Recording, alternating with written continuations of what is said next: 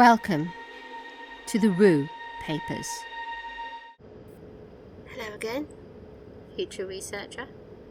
I often think of you. That sounds creepy? It was meant to be. Just joking. Although my co-workers do think I'm a bit strange. I never minded coming down here to the basement. I used to come down to check the fire doors were locked. One of them would glitch and send an alarm up to the board even when closed. Rose would always send me down to check. She said it was because I wasn't afraid of the dark, and the bad electrics meant we couldn't switch the lights on. And I'm not. I like the dark. I'd have to go all the way to the back door and check the fire door. It was always locked. It was just a faulty sensor. I'd linger on my way through. It was peaceful down here. No one talking to me, just a circle of torchlight to guide me. Sometimes I'd see researchers down here, just someone looking pale and tired, sitting in a pool of light in the darkness, studying some dusty old paper.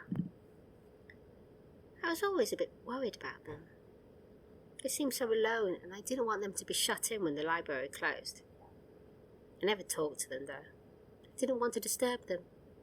But you, future researcher, will be able to sit in a nice warm cafe, listening to my voice, reading through headphones. Lucky you. It just occurred to me. Those researchers were reading ghost stories. Anyway, you can ignore everything between the last report I read and this one. It was all accountancy documents and minutes and snippy little letters.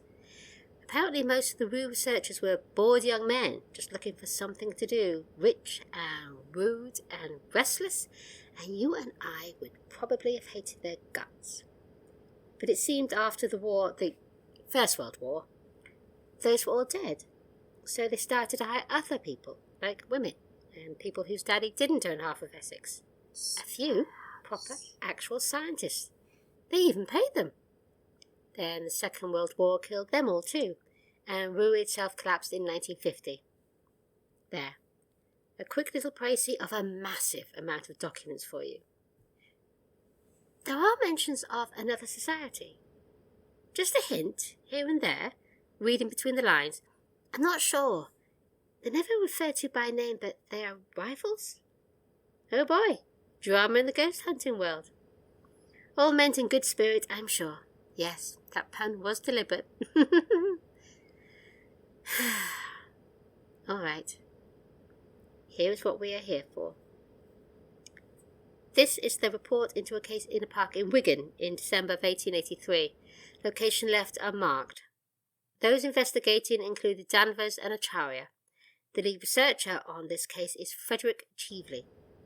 Cheveley? I know that name. Let me check my notes. Cheveley was the man Daniel Millington was reporting during that poltergeist case. He must have risen through the ranks. Good for him, I think. There have been reports of faces seen in a boating lake and a remarkably high number of drownings. We attended, that is myself, Frederick Cheveley, and Danvers and Acharya on their first case. A boy had, by pre-arrangement, met us at the gates of the park and accompanied us to the lake. Lake is too kind a word for it. The park itself is a standard municipal park, made up of large patches of grass, surrounded by what I assume in high summer are splendid flower beds, that currently are bare patches of dirt. The boating lake is indeed little more than a pond, surrounded by concrete and with a small jetty. I fail to understand how anyone could drown in it. It cannot be more than 3 feet deep. Danvers asked the boy this very question. He told us that indeed it was shallow, and yet those that fell in the lake seemed unable to get up again. He then told us that he himself, when wading in to retrieve his boat, had felt something grasp his ankle and pull him downwards. He had been unable to break its grasp, despite his best efforts. It had taken 3 other boys to pull him out. I informed him that he was undoubtedly caught in the weeds that grow on the bottom of all lakes, and paid him off. Danvers was looking pale, although Acharya seemed disbelieving, as a good researcher should be. And I didn't want an ignorant boy influencing the inquiries. Witnesses are rarely reliable, intelligent or analytical, and I prefer to rely solely on the skills of my researchers. Don't know about you, but I bloody hate this Cheveley bloke. As he left, Danvers called out to ask about the faces. The faces were the reason we were here. It had been reported in several rather low publications that people had seen faces in the water. 1 or 2 reports could be dismissed, but preliminary research had uncovered several witnesses, including a policeman and a nun, oddly enough. The faces were seen at all hours, in all weather conditions, eliminating the possibility of clouds casting a shadow. And those who had seen the faces described a feeling of intense dread and horror. But this is the standard reaction in these sorts of cases. They also described not being able to look away. Still, these are people with a limited experience of life, no scientific background, and probably far too much superstition. The case was interesting, but I was sure we could find the actual truth. In reply to Danvers, the boy, rather rudely in my opinion, called out not to worry, we'd see them. I was rather annoyed with Danvers. His mention of the faces automatically put the expectation of seeing them into our mind. I had to remind him that we were there to study without any preconceptions. Acharya went to measure the lake and the trees that overhung it and any other distinguishing features. I explained to Danvers that often what we see as faces are merely a collection of shadows and shapes that our brain automatically arranges into the shape of a face. He seemed dubious. We really ought to be more careful of who we invite into RUE. They should not be believers, at least not when they join us. Belief should be created by evidence, not fear. It was a dull winter day, the sky thick with clouds, the light a uniform dull grey, the trees bare, the park empty, and no shadows were cast. I did not expect to see any manifestations today. However, as I talked to Danvers and berated him for his unquestioning acceptance, I noticed Acharya staring at the water. He was very still, and there was undoubtedly a look of fear on his face. We walked over to join him. There was no wind to disturb the surface of the lake, and no shadows cast over it, and yet I cannot deny there were faces in the lake. 3 faces, drawn in darkness, floating on the surface. Not just the outline, nor a mere suggestion of features. They were distinct, and had I known the living boys, I would have recognized them in the shadows on the water. They were not calm. They screamed in pain, a silent cry that yet seemed to echo around us. It was Danvers who broke the spell. With great presence of mind, he threw a stone into the lake. The lake rippled and the faces dissipated.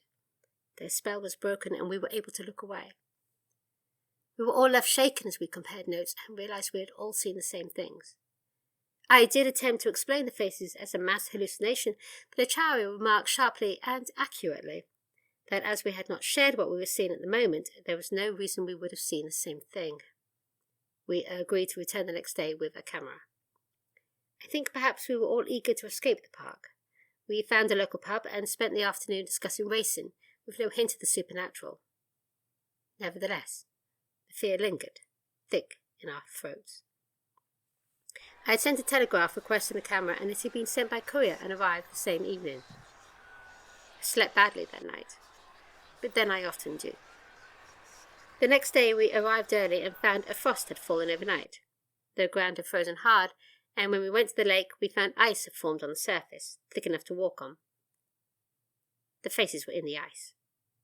Now, outlined in the pure white ice, they were more terrifying than ever. Yes, I admit to fear. May not a man be allowed to admit, even in the throes of science, of not only a belief in life after death, but of a life that can produce such clear expressions of horror after death? Logically, I knew there was nothing to fear, and yet in some deep primeval part of my brain I shook with terror. And I was right too, wasn't I? They made me right. Something's scratched out here. He's written something, but someone has scribbled over it so hard they've torn the paper. We attempted to take a picture. However, as has been noted on many such occasions, the equipment, previously checked and found to be working, failed completely.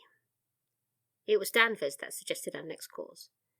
The faces were frozen in the ice, he said, so if we smashed them, would that destroy them? It was a sensible suggestion, scientific even, and yet it was rooted in the desire to destroy something that scared us. We took rocks and smashed those faces to bits. Once it was done, we saw nothing in the water. The camera now worked, and we took the photos of the lake as attached, and also of Acharya and Danvers. Against our subconscious will, we agreed to come back the next morning. We spent the day apart, unable even to pretend that we were not uneasy. I don't know what the other two men did. I sat by the fire and read Jane Austen, always a balm to my troubled mind. Danvers did not meet us the next morning as arranged. We went to his lodgings. His room was bone dry. Please understand that. You must understand that. There was no water in the jug. There was no tap in the room. It had not even rained that night. He, Danvers, sat in a hard upright chair facing the door. His head hung to one side. He was cold. He was dead. When I touched his face, water poured from his mouth, gallons of water, as if somehow he had drowned while sitting upright in a perfectly dry room. You know the verdict of the coroner's court. No bruises found in his body. No signs of restraint, and yet I was correct. He had drowned. Yet this unusual case was not mentioned in any newspaper. Even his only family member refused to discuss it further. Undoubtedly, this verdict and the subsequent silence was brought by... Once again, the name's been scratched out. Does he mean RUE? Acharya refused to go back to the lake. I cannot blame him. I didn't want to go back there either. As you know, the day after we returned, he left RUE. Do you know what happened next? Do we keep track of all these young men that join us for a season and then go back to their own lives? We should. We should not leave them alone with these memories, with whatever they have brought back from these investigations. I was haunted by the memory of Danvers' death. As you know, it never left me, and those faces in the lake, they haunted my dreams, and I choose the word haunted very carefully. In daytime, I felt lost. I felt my doom, like the Lady of Shalott, but I knew not where it came from. Driven to obsession, I set off in search of Acharya. He was difficult to find. He had left his previous rooms and given a forwarding address, and had somehow disappeared into the great seething mass of London. Yet I continued to search. My fear for his well-being had grown intense, and I could think no other thought than that of his safety. I found him in his rooms in August. It had been a hot summer day. It had been a hot week and a hot season, and London stewed in the heat, and in all that sunshine and warmth, Mr. Acharya died in his rooms of hypothermia. I found him. I walked into his rooms and found his limbs frozen stiff and his skin white and cracked. I touched him, and his skin was ice cold, as if he were lost in the Antarctic. He sat in a chair, facing the door, frozen to death, looking as if he had lain in the ice for weeks, and yet he had been seen alive only 2 days before. I admit I wept then. I had not managed to save him. I note that his death did not even make it to the coroner's court. Was that us or them?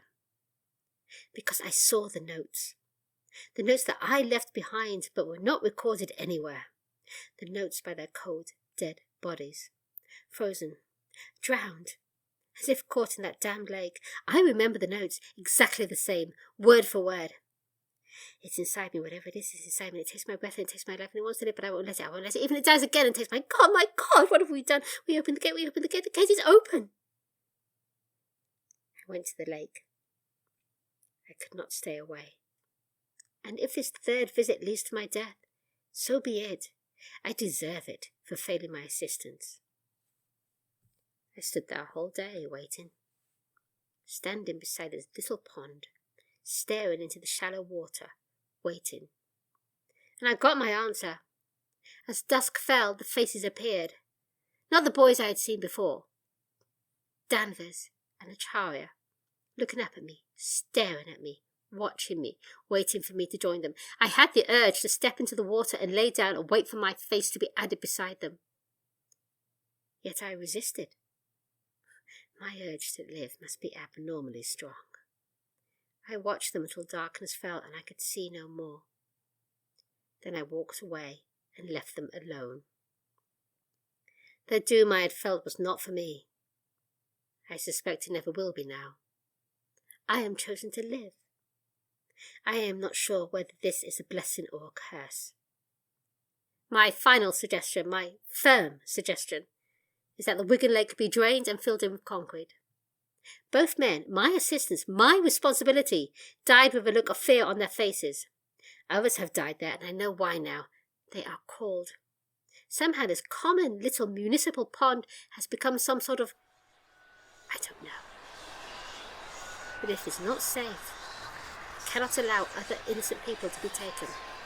I am a logical man, and I know what I saw is true. Destroy the lake. And don't imagine that I am one of those who will easily win. I will stay, and I will protect those I work with. RUE owes Danvers and Acharya that. Bloody hell. So, a bastard but a decent bastard? And we know he became head of RUE. Daniel Millington reported to him. Damn. That's 2 cases in a row where someone died. Are they all like this? Surely not. I picked these cases at random. How much of a coincidence is it that they both involved a dead researcher? What happened to the researchers I used to see down here? Are they okay? If I knew who they were... Fuck. That made me jump. I didn't even think I could get a signal down here. Who is it? Rose? Why is she calling me? Rose? I'm working. Yes, I'm doing it. When do I get to stop doing it? Look, my behaviour is fine. It's not my fault. Our customers are super sensitive just because they're rich. Fine, whatever. Look, Rose, do we have the names of the researchers who used to come down here? No, I used to see them when I came down to check the fire door alarms. Different people sitting down here checking the... No, I'm not joking. Fine. Whatever. Right, okay, future researcher. Here's a puzzle for you. Rose says there were never any researchers down here. They wouldn't have been allowed to access the archive, she says. The vaults are locked, and she has the key, and she didn't open it for anyone. I saw people. I saw them in the light. I saw the shadows they cast and the tracks they left in the dust. Who the hell did I see? Thank you for listening to the RUE Papers. Created, written and performed by Emma Butler. For bonus materials, please visit my Patreon. And don't forget, listeners, some stories should never be read.